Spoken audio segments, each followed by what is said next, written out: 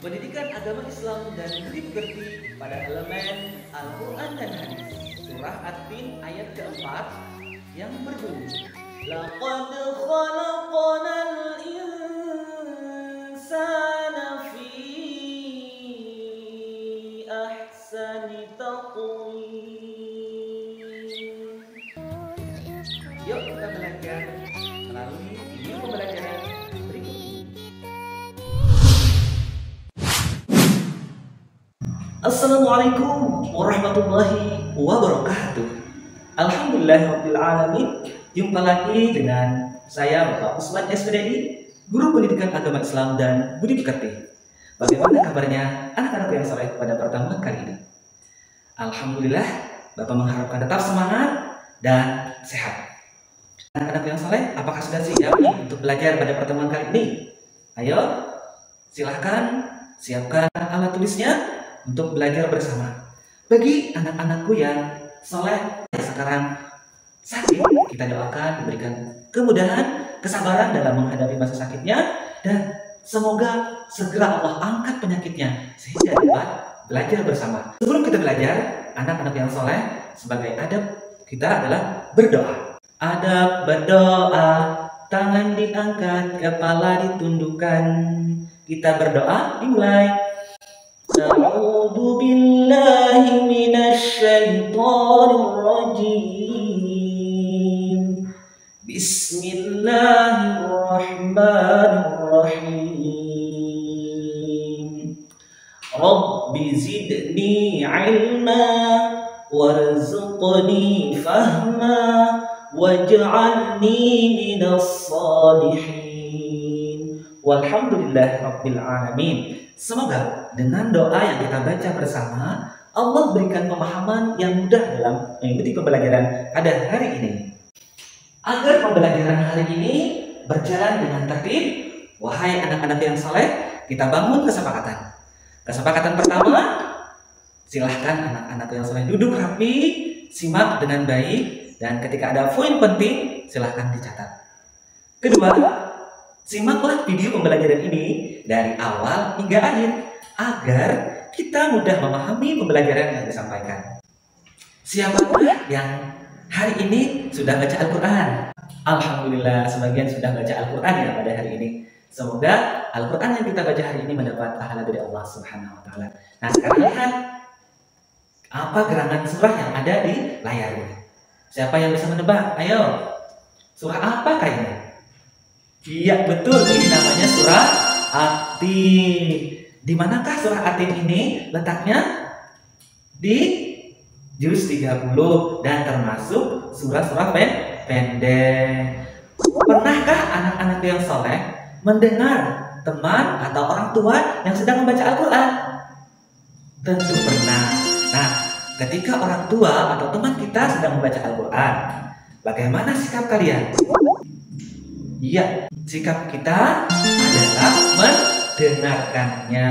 Salah satu adab ketika saudara kita membaca Al-Quran, kita mendengarkannya. Alhamdulillah, anak-anakku yang soleh, hari ini semangat belajarnya. Minggu lalu kita telah belajar apa ya? Siapa yang ingat? Iya, minggu lalu kita telah belajar tentang hijrah. Hijrah siapa? Hijrahnya Nabi Muhammad SAW dari kota Mekah ke Madinah.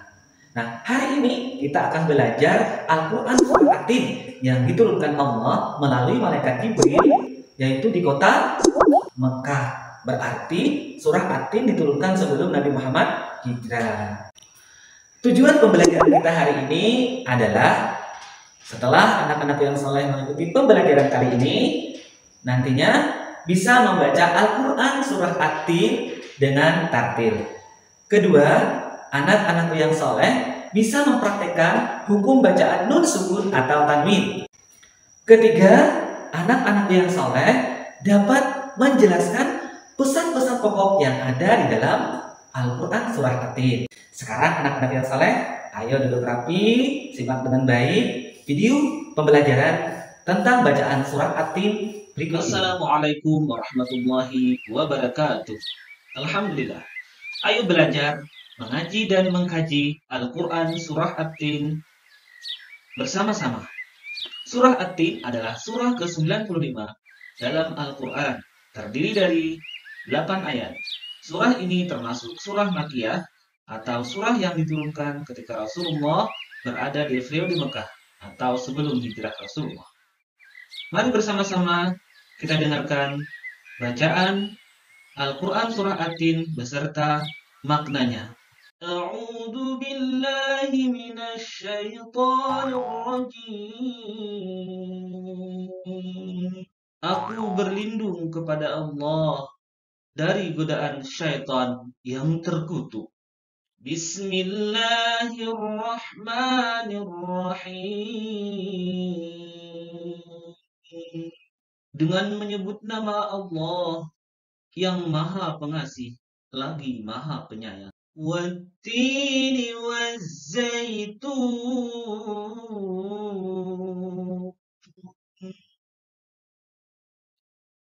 Demi buah tin dan buah zaitun.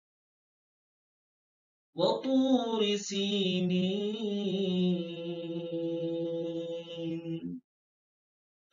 Demi gunung Sinai. Wa hadzal baladil amin. Dan demi negeri Mekah yang aman ini. Laqad khalaqnal insana fi ahsani taqwim. Sungguh, kami benar-benar telah menciptakan manusia dalam bentuk yang sebaik-baiknya. Thumma radadnahu asfala safilin.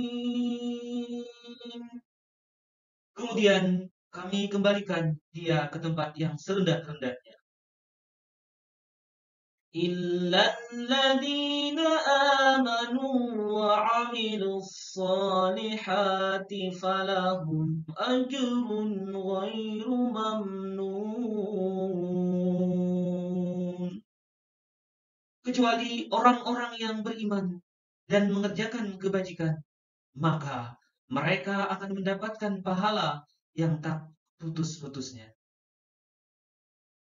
Fama yukadzibuka ba'du biddin. Maka apa alasanmu, wahai orang kafir, mendustakan hari pembalasan setelah adanya bukti-bukti itu? Alaysa Allahu biahkamil hakimin. Bukankah Allah hakim yang paling adil? Demikianlah bacaan dan makna surah At-Tin. Assalamualaikum warahmatullahi wabarakatuh. Demikianlah lantunan ayat suci Al-Quran surah At-Tin dari ayat 1 sampai dengan 8. Bagaimana anak-anak yang soleh? Lantunannya Masya Allah luar biasa kan? Nah, sebelum kita melangkah ke pelajaran berikutnya, coba kita ice breaking dulu. Ikuti gerakan Bapak. Tepuk BTA. B T A. Baca, tulis Al-Quran. Sekali lagi, tepuk BTA. B T A. Baca, tulis Al-Quran.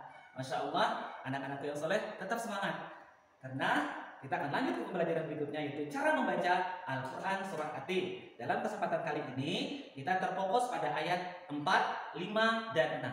Di ayat 4 surah At-Tin ada petunjuk warna hijau dan biru.